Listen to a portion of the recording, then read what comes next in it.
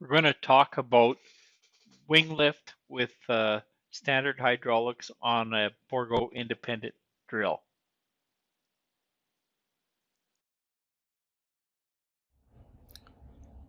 Let's talk about wing lift. So our wing lift is the 1/2 inch lines coming in on this side of this block.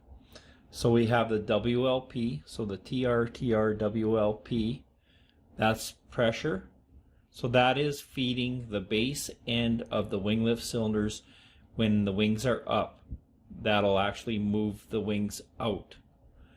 And then we have the TR WLR, that's the return, so it's the rod end. So that's taking the oil that's coming out of the rod to let the wings go down. Then when we go to wing it up, we reverse the flow at the tractor, and this becomes pressure and this becomes return. So let's focus in on winging out first. So we send our pressure oil to the base end of the wing lift cylinders. So on our 5-plex units, we have an inner wing cylinder and an outer wing cylinder. So a lot of them have 2 inner wing cylinders and 1 outer wing cylinder. So we're feeding the base end of the inner wing cylinders and then the base end of the outer wing cylinders. So the base ends are connected on the inner wing, and the rod end for the inner wing cylinders is on the main frame, and the rod end for the outer wing cylinders is on the outer wing. So we have to make sure we have the wings move out in the proper sequence. We want to move the inner wing before the outer.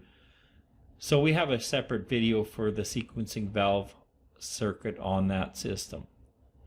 But basically, when our inner wings come to the ground, then the outer wings unfold, then the outer wings move cylinders all the way to the end of their stroke, and they are on a slotted linkage to allow that wing frame to contour over the ground. The inner wing cylinder is a little unique. It has fixed pins on both ends, so rod and base end, on all of our units except for the 86-foot drill. The 86-foot drill has different weight balance across the frame, so it has a slotted linkage on the inner wing as well. So why is that important? So after we've done winging out our drill, so we've moved all of our pressure, our wings are all the way out, the drill is on the ground, we have the customer put this circuit into neutral.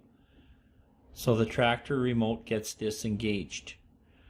Now, because that inner wing has fixed pins on both ends of the cylinder, if we were to raise up the inner wing running gear, such as going through a ditch or over an obstacle, it'll try to lift up that section, but the cylinders are going to resist this from happening.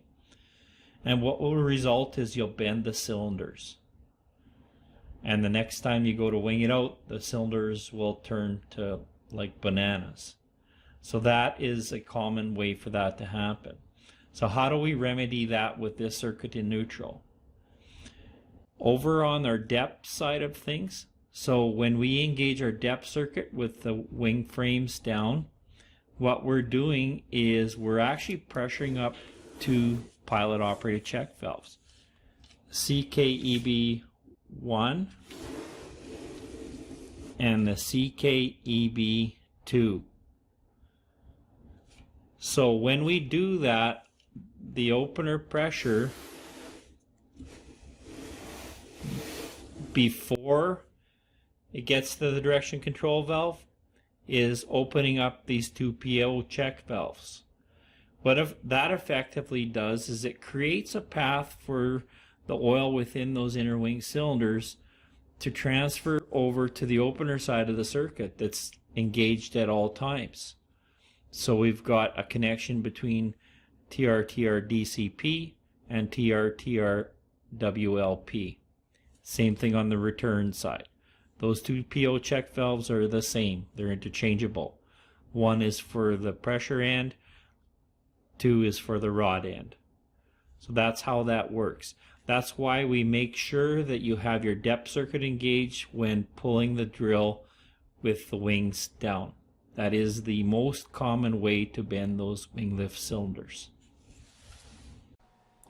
So let's review what we've learned so far. We're going to look at the 3441-23 drawing. It is of the block without the direction control solenoid on it. We're going to just zoom in a little bit so we can see the wing lift portion of that valve. So we have our TRWLP. That's receiving oil from the tractor to wing out the drill. So that'll be feeding the base end of the cylinders when we wing it out.